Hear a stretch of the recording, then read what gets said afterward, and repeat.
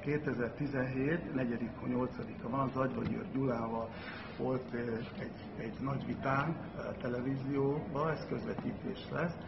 Aztán én most azt ajánlottam föl, hogy egy szkanderrel meghívtam őt, annak érdekében, hogyha én gyerem meg, akkor igaz szívvel fog tenni ő és a kollégái a roma és a rászoruló magyar társadalomért.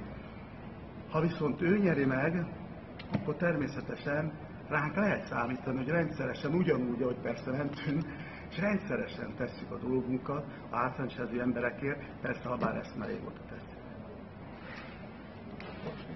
Nem? Nem, azt vágjuk le. Nem, azt vágjuk le.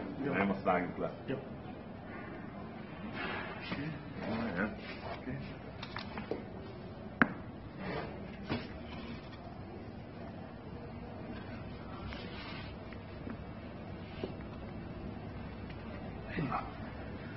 Még egyet.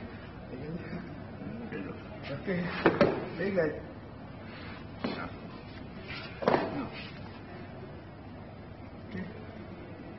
Oké, ne hagyj.